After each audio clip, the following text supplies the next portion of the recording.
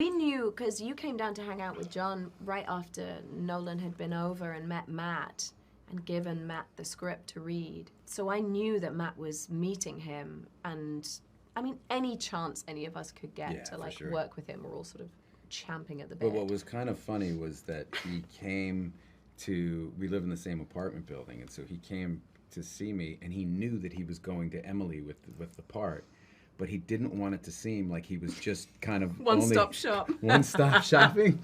So he bumped into John in like either the elevator or the lobby, and John talked to him for a half an hour, just kind of director to director. You know, they're talking shop, and Chris later admitted that he knew he was coming to Emily with the part, but he waited, like it was like 5 days or something, and knew she was going to be in LA, and then she came over to his house and read the script. And he didn't want sort of convenient casting rumors, you know, that it was like, who else is in your building? Who else can we cast? Is there anybody else? Is there Start knocking on doors. Is Robert Downey in his building? He's got that level, that attention to detail that, you know, Stanley Kubrick had, you know, where it's like no detail is too small. His like depth of knowledge, his research, his understanding of all the dynamics at play between all these different characters, and ways to just get these ideas and succinctly like and fit them into a movie. I mean, the book that this is adapted from is like a tome, and it is dense with like, I mean, the fine print. I remember it was like I needed reading glasses to even read the book. It was just very thoroughly researched, and he somehow was able to kind of get all of it into this film. But what that means is that each frame is entirely packed full of information. I mean, you could watch this movie 10 times and get something different, because it's just so rich and dense. And he kind of, on set, I just feel his command of excellence is so vast, and everyone just has to match him where he is. And I don't find Chris exacting.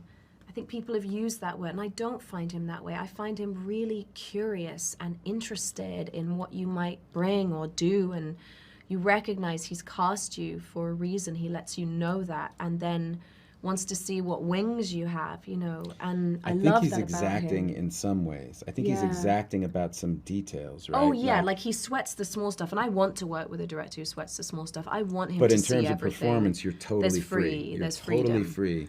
He really wants to see what you're going to do. Such authority on set. Like, I mean, he appears to be very calm. I'm sure there is a storm of information going on inside of him, but it's all clad in this sort of quite serene exterior, you know, that he's really fascinating. And he's funny. Yeah. People don't know that about Chris. He's really fun. I love him. The vibe on set is really, nobody says it out loud, but everybody feels really lucky to be there. Yeah. And so you just get this spirit, you know, from every department. Like, everybody's killing it. Everyone's doing everything they can, you know, working till you are bone tired because you want to leave it all on the field, you know, because that's what he does. He's very demanding of himself. Yeah. And so without having to say anything, you know, you just see that and you kind of take your cue from that, and you work, you know, in a similar vein.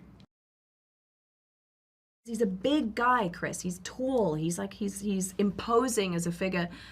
I don't know how he is able to be invisible. I didn't notice him standing by the camera staring at me. Like, he's somehow able to disappear. It was cool.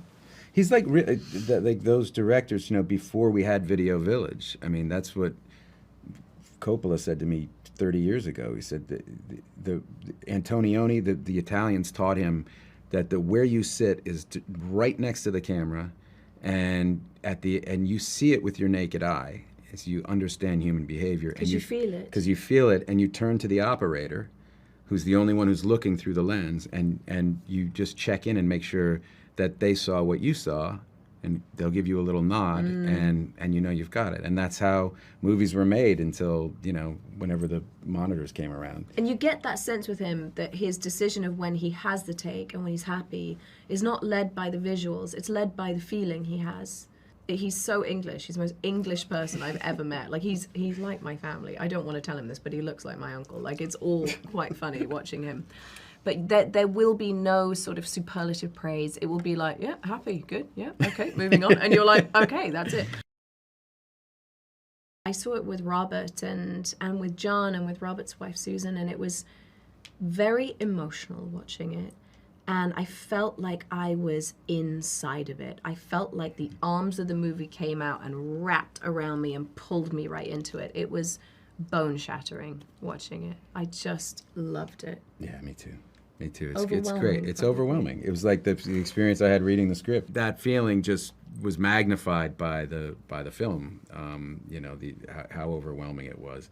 You know, because the film, it was written in the first person, which I'd never seen before, and so it just pulled you in, and you had this really subjective experience that was really overwhelming. And It feels like a runaway train that you're on. It's so exciting watching it.